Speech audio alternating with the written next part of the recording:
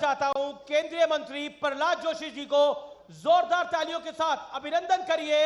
BJP के रणनीतिकार राजस्थान के खास तौर पर और साथ ही साथ केंद्र में मंत्री प्रहलाद जोशी जी।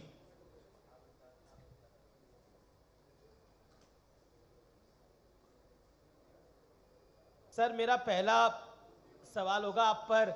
जिम्मेदारी तो बड़ी है, बड़ी थी मैं कहूंगा। आपको राजस्थान में सभी रूठों को मनाना था। इस मिशन के लिए आप कई जिलों में भी गए। मान सकते हैं क्या सबकी नाराजगी दूर हो गई है अब? ऐसे तो गुट भी नहीं है, नाराजगी भी नहीं है, मनाने का सवाल कहाँ है? तो जा जो नहीं है आप तो इमेजिन करते तो वो, मैं तो प्रश्न का उत्तर दे सकता हूँ, इमेजिनेशन का उत्तर कैसे दूं मैं?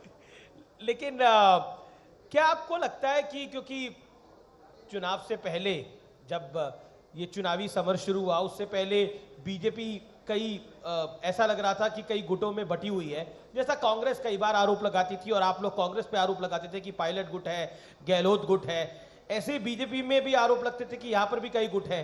तो उस गुटबाजी की मैं बात कर रहा था। नहीं, मैंने तो स्पष्ट रूप से कहा है कि गुटबाजी कोई नहीं है। मैं तो 3-3.5 महीने से इधर हूँ।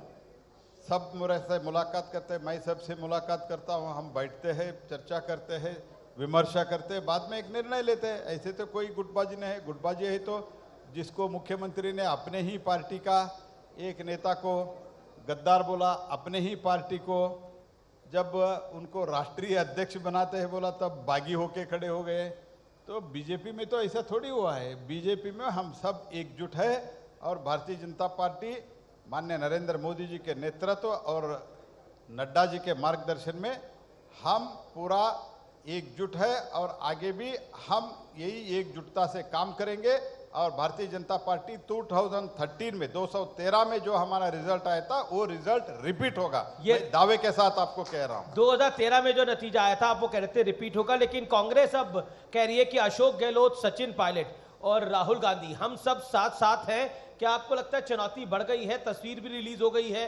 क्या आपको लगता है चुनौती बढ़ गई है? क्योंकि अब कांग्रेस कह रही है कि अब सचिन और गहलोत आएंगे, बीजेपी को उड़ाएंगे। नहीं, ये सचिन और गहलोत 2018 में क्या हुआ था जी? 2018 में क्या हुआ था?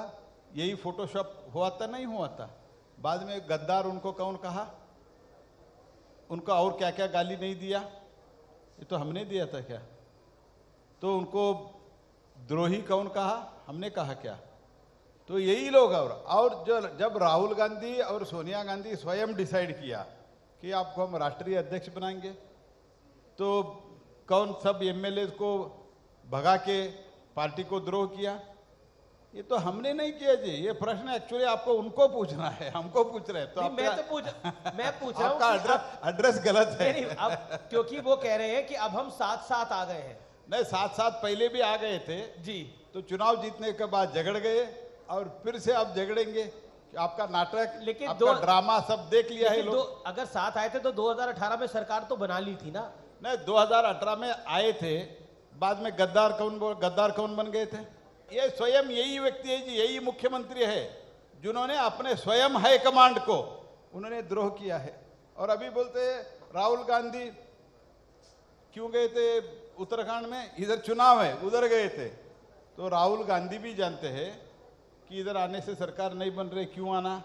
और गहलोत भी जानते हैं राहुल गांधी आने से कोई फायदा नहीं है। अब तो आ रहे हैं राहुल जी, आजकल तो राजस्थान में ही घूम रहे हैं, नहीं विचार कर रहे हैं। अंत में आ गया तो पकड़ के लेके आया है, वो तो अलग बात है। लेकिन इतने दिन तक कहां घूम रहे थे और क्यों घूम रहे थे? एक मुद्दा भारतीय जनता पार्टी काफी उठा रही है, प्रधानमंत्री मोदी ने भी उसका जिक्र किया, देश के गृह मंत्री अमित शाह जी ने भी जिक्र किया, वो है लाल डायरी। जब गहलोत जी से पूछा गया तो उन्होंने बोला कि ये लाल डायरी की साजिश मुझे लगता है केंद्रीय गृह मंत्रालय ने रची है और उसने लाल डायरी का नाम दिया। लाल डायरी का की कोई चर्चा यहां नहीं है। लाल डायरी जो लिखाया था उन्होंने स्वीकार लिया कि मैंने ही लिखा हूं। ये तो पब्लिक डोमेन में है, हमने तो थोड़ी कहा है ये तो डायरी मेरे से ही लिखा हुआ है, तो हमने थोड़ी कहा है जी। जब उन्होंने विधानसभा में प्रदर्शन किया, उनके हाथ में उनको क्यों खींच के लेके चले गए? और इतने लाल डायरी पे क्यों डरते हैं आप लोग? लेकिन गहलोत जी को लगता है कि वो केंद्रीय सरकार की साजिश है। नहीं, तो जो कुछ भी होता है वो केंद्रीय सरकार का साजिश ही दिखता है। उन्होंने उनके दफ्तर में पैसा मिला, बहुत बड़ी मात्रा में पैसा मिला, 3-4 करोड़ रुपए मिला, गोल्ड मिला, ये सब केंद्रीय सरकार का साजिश है। उन तो मानते हैं क्योंकि ये जो भ्रष्टाचार करते हैं, ये तो मनमानी करते हैं, वो देख के केंद्रीय सरकार चुपचाप बैठना, ये तो उनका एक्सपेक्टेशन है। लेकिन हम ऐसे नहीं बैठ सकते हैं। स्वयं मोदी सरकार 9 वर्ष में एक भी भ्रष्टाचार आरोप मोदी सरकार पे नहीं है और मोदी सरकार भ्रष्टाचार नहीं किया है। मैं दावे के साथ कह सकता हूं मोदी जी के 9 वर्ष के सरकार ये करप्ट फ्री गवर्नमेंट है। There is no corruption in this government. और अगर देश में कोई भी सरकार ऐसे करप्शन करते हैं तो मोदी सरकार, हम मूक प्रेक्षक होकर नहीं बैठते, हम कार्रवाई करेंगे, आगे भी करेंगे। लेकिन भ्रष्टाचार की आप बात करते हैं, ऐसा लगता है कि ये बार बार आरोप लगता है केंद्रीय सरकार पर कि भ्रष्टाचारी सारे विपक्ष वाले ही है, भूपेश बघेल पर, क्योंकि छत्तीसगढ़ में भी चुनाव है तो ईडी की कार्रवाई हो रही है छत्तीसगढ़ के अंदर, राजस्थान के अंदर ईडी की कार्रवाई हो रही है। क्या विपक्ष वाले सारे भ्रष्टाचारी हैं? ये काउंटर क्वेश्चन आता है। नहीं, 100 करोड़ का कहां पे मिला जी? महादेव ऐप का पैसा किससे पास मिला जी? महादेव ऐप का स्टेटमेंट कौन किया जी? तो बीजेपी का है क्या? तो जिसके पास पैसा है उसके ऊपर रेड होता है। तो जिसके पास अवैध खनन का पैसा है, जिसके पास भ्रष्टाचार का पैसा है, उनके ऊपर रेड होता है। तो रेड तो जिसके पास पैसा है उसके ऊपर होता है। ये बार बार बात आती है और कई ऑपोजिशन पार्टी से इसका जिक्र किया कि बीजेपी हर चुनाव को हिंदू मुसलमान और पाकिस्तान पे लेके चली जाती है। हाल ही में अशोक गहलोत जी ने बोला कि कन्हैयालाल साहू की जो हत्याकांड हुआ उसके पीछे भारतीय जनता पार्टी वाले थे। सरकार किसका है? कांग्रेस का है।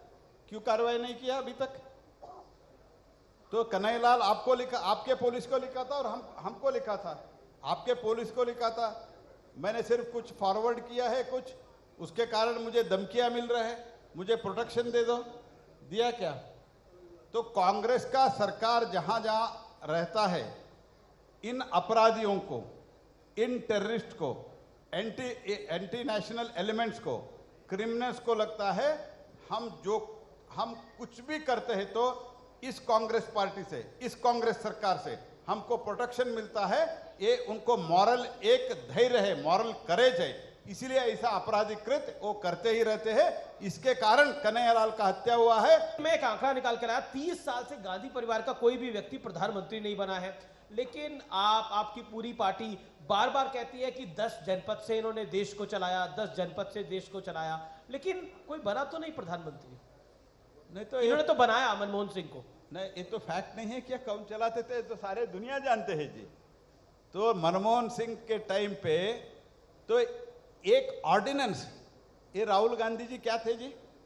आप मुझे बताइए अमित जी, राहुल गांधी जी क्या थे? Manmohan member of parliament, member of, एक सिंगल मेंबर ऑफ पार्लियामेंट। जैसे उस टाइम मैं था उसी टाइम राहुल गांधी जी भी ऐसे थे। राहुल गांधी एक ऑर्डिनेंस, जिस ऑर्डिनेंस कौन पारित किया था?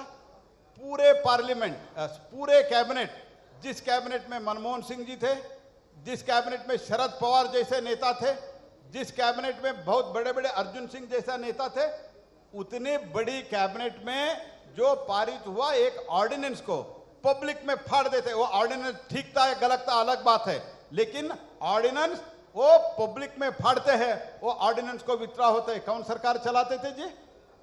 कौन सरकार चलाते थे? ये तो यही एक एविडेंस है, और कोई एविडेंस नहीं चाहिए आपको जी। आप तुष्टीकरण की बार बार बात करते हैं, मेरा एक सवाल है, क्या तुष्टीकरण और कन्हैयालाल साहू का हत्याकांड क्या राजस्थान में एक बड़ा चुनावी मुद्दा है इस बार, क्योंकि जिसका जिक्र प्रधानमंत्री भी कर चुके हैं?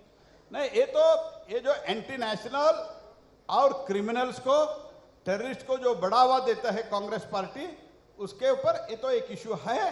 क्योंकि इनके कारण, इनके जो रवैया है, इनके जो आर्टिकल 370 से लेकर कश्मीर तक इनका जो रवैया है और इनका जो सॉफ्ट नीति है टेररिज्म के बारे में, इसके कारण ही आज टेररिज्म जब बढ़ गया था। लेकिन मोदी जी के कालखंड में हमने सभी जो कदम उठाने का था वो कदम भी उठाया है।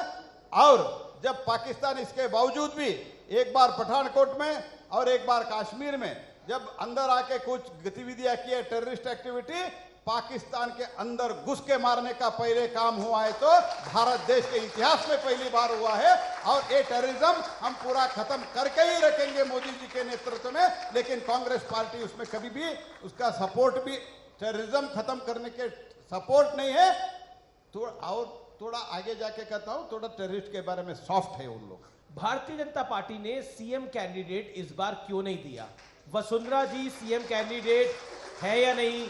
दिया कुमारी सीएम कैंडिडेट है, गजेंद्र सिंह शेखावत है, राज्यवर्धन जी भी चुनाव लड़ रहे हैं, वो है, कौन है इस बार? मैं आपको पूछना चाहता हूं जी, जो मुख्यमंत्री सिटिंग है उनका ही अनाउंसमेंट कांग्रेस पार्टी नहीं किया है। हमने तो स्ट्रेटेजिकली इस बार नहीं किया है। जब हमको करना है हम करते हैं। हमारा तो सिटिंग मुख्यमंत्री नहीं है, इनका सिटिंग मुख्यमंत्री है ना।